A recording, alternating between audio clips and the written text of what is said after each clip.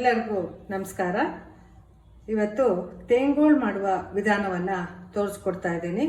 ಸಾಮಗ್ರಿಗಳನ್ನ ಆಗಲೇ ನಿಮಗೆ ಕೊಟ್ಟಿದ್ದೀವಿ.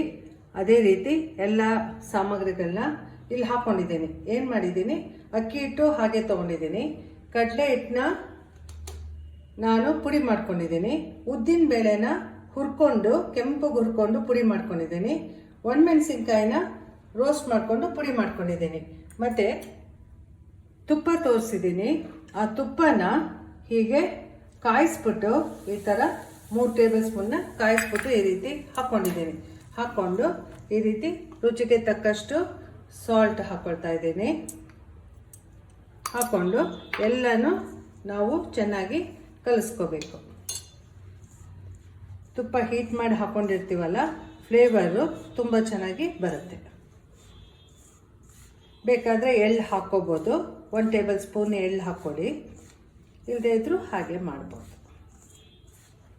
ತೆಂಗೋಳು ತುಂಬ ಕೆಂಪುಗೆ ಖಾರವಾಗಿ ಆ ಥರ ಬರಲ್ಲ. ಹೀಗೆ ಮಾಡಿದ್ರೇ ಚೆನ್ನಾಗಿರುತ್ತೆ.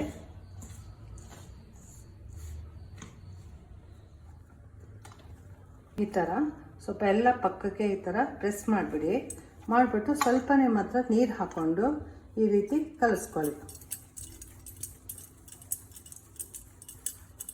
ನೋಡಿ, ಈ ರೀತಿ ಕಲಿಸ್ಕೊಂಡು ತೇಂಗೋಳಿಗೆ ಈ ಥರನೇ ಉಪಯೋಗಿಸ್ತೀರಾ. 3 ಈ ಥರ ಇರೋದು. ಆಮೇಲೆ ಹೀಗೆ ಪ್ರೆಸ್ ಮಾಡಿಬಿಟ್ಟು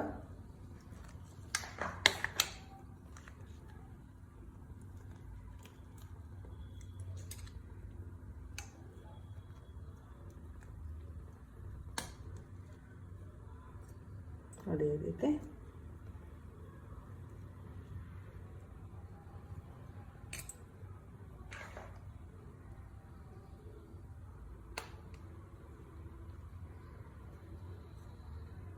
ನಿಮಗೆ ಯಾವ ಸೈಜ್ ಬೇಕೋ ಆ ಸೈಜು ಮಾಡ್ಕೋತೀರ. ಈ ಥರ ಮಾಡಿದ್ಮೇಲೆ ಎಣ್ಣೆ ಕಾಯಕ್ಕಿಟ್ಟಿದ್ದೀನಿ.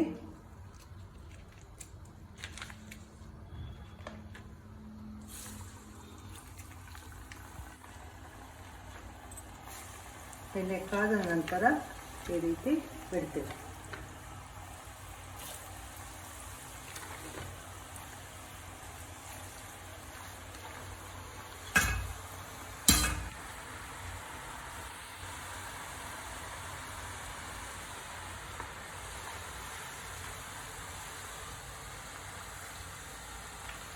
ಭಾಳ ಕ್ರಿಸ್ಪಾಗಿ ತುಂಬ ಚೆನ್ನಾಗಿರುತ್ತೆ. ನೋಡಿ, ನಾನು ಅಚ್ಕಾರದ ಪುಡಿ ಹಾಕಿಲ್ಲ. ಒಣಮೆಣಸಿನ್ಕಾಯಿನ ಒಂಚೂರು ಮಿಕ್ಸರಲ್ಲಿ ಹೀಗೆ ಮಾಡ್ಕೊಂಡಿದ್ದೀನಿ. ಯಾಕೆಂದರೆ ಅಲ್ಲಲ್ಲೇ ಕೆಂಪುಗೆ ಕಾಣ್ತಾ ಇರುತ್ತೆ.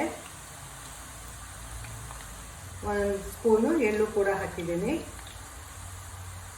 ಅಚ್ಕಾರದ ಪುಡಿ ಹಾಕ್ಬಿಟ್ರೆ ಏನಾಗುತ್ತೆ, ಕೆಂಪಣ್ಣ ಬಂದ್ಬಿಡುತ್ತೆ. ಇದು ಕೆಂಪಣ್ಣ ಬರಬಾರ್ದು ತೆಂಗೋಳು.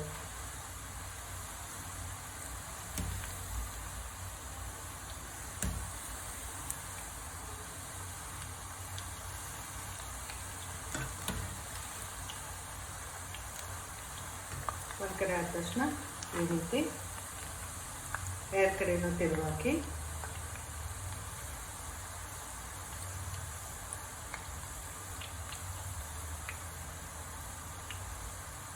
ಈ ಕಲರ್ ಬಂದ ತಕ್ಷಣ ನೀವು ಎಣ್ಣೆಯಿಂದ ತೆಗೀರಿ. ಭಾಳ ಕ್ರಿಸ್ಪಾಗಿ ಚೆನ್ನಾಗಿ ಬಂದಿದೆ.